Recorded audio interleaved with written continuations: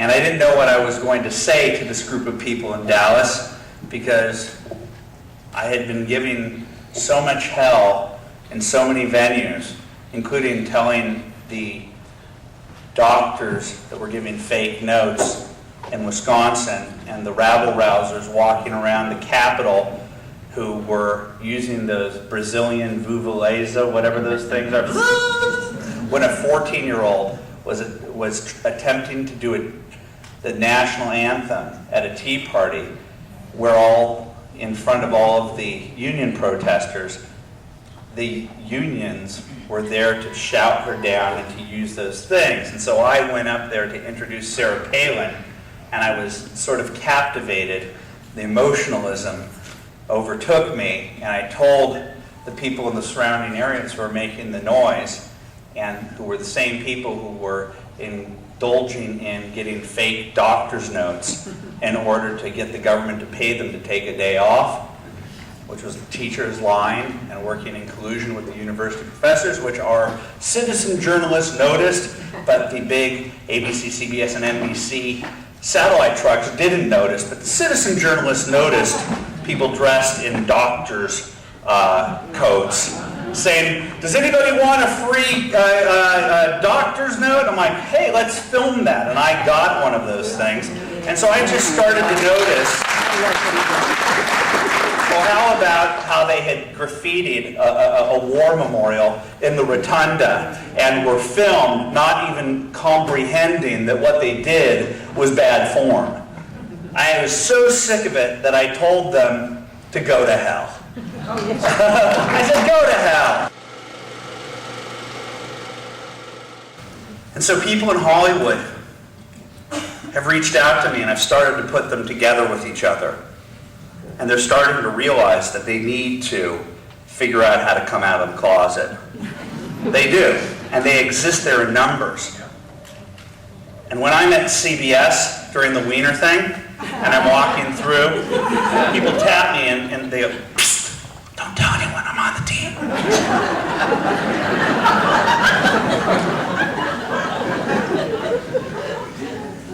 So you've got Hollywood, you've got a totalitarian light environment there, where there's only one correct, diverse point of view. And then you've got journalism, where there's one politically correct point of view. When Bernie Goldberg, a liberal, says, "Oh, it's manifestly obvious, Dan Rather told me this and this," it's like the guy becomes blackballed for telling the truth. You're allowed to report on corporations, but you better not report on the reporters. And he gets basically blackballed from CBS for reporting on CBS, for telling the truth. And these people say, "Shh, I'm on your team. I get to pick and choose my battles." Okay, so you've got Hollywood, you've got the mainstream media. Then what next? The college campus. You have to understand that I was an American Studies major, and I didn't study Mark Twain or the Constitution, but I did study the Frankfurt School and a bunch of cultural Marxists, one of whom, Antonio Gramsci, spoke of the long march through the institutions. And that's what happened. In the 1940s, the left came in and said America is not susceptible to the argument that its economic system, capitalism, is wrong. They're not. There's a middle class here. There's an American class work ethic, and everybody thinks that they can rise through the ranks. But these social engineering ingrates who came from the University of Frankfurt, from the Frankfurt School, which is the Hoover Institution for demented leftist freaks, fled Nazi Germany for, I kid you not, Columbia and Santa Monica. And they came here and talked about how they were depressed. They were depressed in Santa Monica. Why don't you get back on the boat and go back to Nazi Germany or Mussolini's Italy, where Theodore Adorno came from? And they said that America was not susceptible like other countries were, where they could go to the peasant class and say, "Let's have an uprising, let's take on the ownership class." And you could have Marxist-Leninist revolutions. And it would happen like that. It happened like it did in Cuba. But they realized it's not going to happen like that in America. We have to be more mischievous. And they were the ones that devised that America's capitalism could not survive the assault on its checks and balance, and that was its Judeo-Christianity. And they went after the culture, and they said, we're going to go through the institutions one at a time. And when they walked in through the front door, they said, John Wayne, thanks for your work. Get the hell out of here. Get out of here, Jimmy Stewart. And when the left took over Hollywood, they clamped down. They made films that were nihilistic. They made films that sent a message to other people around the world who came here.